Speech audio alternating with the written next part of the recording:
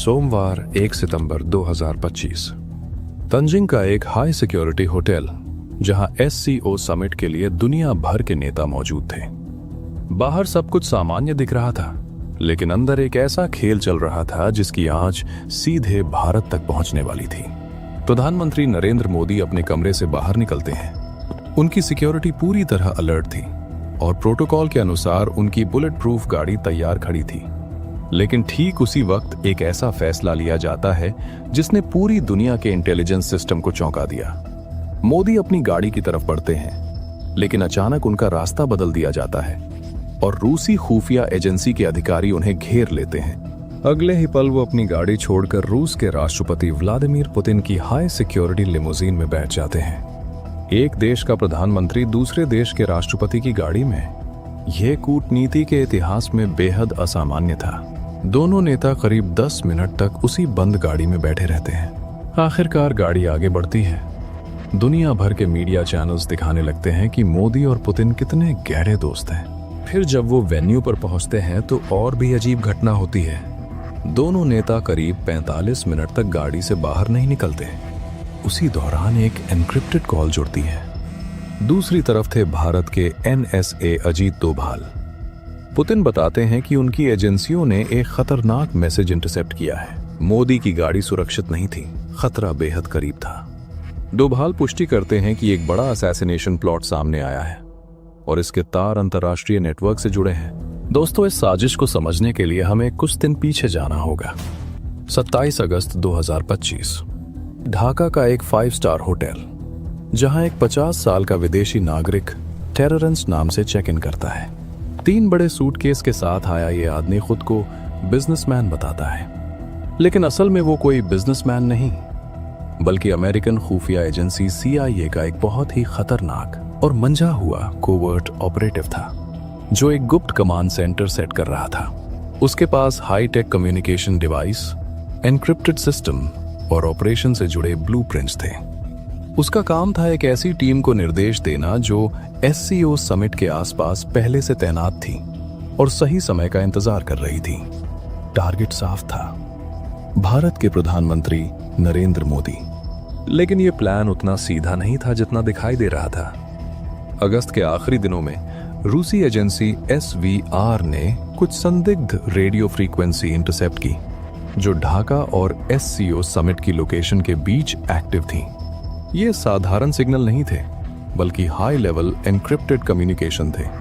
ये जानकारी तुरंत भारत के NSA अजीत डोभाल तक पहुंचाई गई। दिल्ली में आधी रात को एक इमरजेंसी मीटिंग हुई, जिसमें रॉ, IB और टॉप सिक्योरिटी अधिकारी शामिल थे।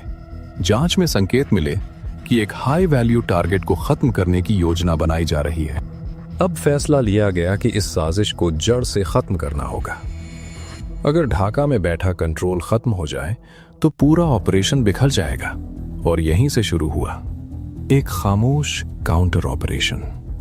1 सितंबर की रात ढाका के उसी होटल में टेररेंस अपने कमरे में बैठा आखिरी तैयारियों में लगा था, लेकिन उसे अंदाजा नहीं था कि वो खुद एक जाल में फंस चुका है। उसकी ड्रिंक में एक ऐसा केमिकल मिला दिया गया जो कुछ ही सेकंड में नर्वस सिस्टम को बंद कर देता है। ये कोई आम जहर नहीं था, ये एक हाई ग्रेड असैसिनेशन वेपन था, जिसका इस्तेमाल सिर्फ दुनिया की टॉप एजेंसियां करती हैं। उसने जैसे ही वो ड्रिंक ली, उसका शरीर जवाब देने लगा। वो अपने कॉन्टैक्ट डिवाइस तक पहुंचने की कोशिश करता रहा, लेकिन कुछ ही पल में जमीन पर गिर पड़ा। बिना किसी शोर के, बिना किसी गोली के, ऑपरेशन खत्म हो चुका था। दोस्तों, इसके बाद घटनाएं और तेजी से बदली। अगले ही पल US एम्बेसी की टीम तुरंत होटल पहुंची। स्थानीय पुलिस को होटल से दूर रखा गया। अमेरिकन एजेंट्स ने टेररेंस की डेड बॉडी को तुरंत अपने कब्जे में लिया और बॉडी को बिना पोस्टमार्टम सीधे बाहर भेज दिया गया। कमरे में मौजूद सारे इलेक्ट्रॉनिक डिवाइस और दस्तावेज जब्त कर लिए गए और सारे सबूत मिटा दिए गए। कुछ ही घंटों में डिजिटल स्तर पर भी उस व्यक्ति के सभी रिकॉर्ड्स और डॉक्यूमेंट्स को हटा दिया गया। US army special operations command के स्पोक्समैन ने बयान दिया कि ऐसा कोई ऑपरेशन नहीं चल रहा था और संबंधित व्यक्ति टेररेंस सुरक्षित है। 2 सितंबर 2025 को प्रधानमंत्री मोदी सुरक्षित भारत लौटते हैं। अगले ही दिन वो नई दिल्ली में एक बड़े सेमीकॉन समिट में मंच पर आते हैं। मंच पर आते ही जब लोग उनके स्वागत में तालियां बजा रहे थे तो मोदी जी ने एक ऐसी बात कही जिसने सबको हैरत में डाल दिया। उन्होंने कहा, मैं कल रात ही जापान और चीन के इस दौरे से वापस लौटा हूं। मैं गया था इसलिए आप तालियां बजा रहे हैं, या मैं वापस आ गया हूं इसलिए आप तालियां बजा रहे हैं। ये एक साधारण वाक्य नहीं था, बल्कि एक संकेत था कि खतरा कितना करीब था। इसके बाद उनकी कई अंतर्राष्ट्रीय यात्राएं अचानक टाल दी जाती हैं। बड़े मंचों पर उनकी जगह अन्य प्रतिनिधि भेजे जाते हैं। इस पूरी घटना ने एक बड़ा सवाल खड़ा किया। क्या यह सिर्फ एक आइसोलेटेड इंसिडेंट था, या इसके पीछे कोई बड़ा जियोपॉलिटिकल खेल चल रहा था? पड़ोसी देशों में बढ़ती अस्थिरता, बदलते समीकरण और वैश्विक शक्ति संतुलन, सब कुछ एक बड़े पैटर्न की ओर इशारा करता है। इतिहास गवाह है कि दुनिया की ताकतवर एजेंसियां कई बार अपने हितों के लिए दूसरे देशों में हस्तक्षेप करती रही हैं। लेकिन इस बार कहानी अलग थी, क्योंकि यहां एक साजिश को अंजाम तक पहुंचने से पहले ही रोक दिया गया। दोस्तों, आपको क्या लगता है? क्या सच में अमेरिका भारत में एक बड़ा रिजीम चेंज प्लान कर रहा था? क्या वो प्रधानमंत्री को रास्ते से हटाकर अपना कोई पपेट नेता बिठाना चाहते थे?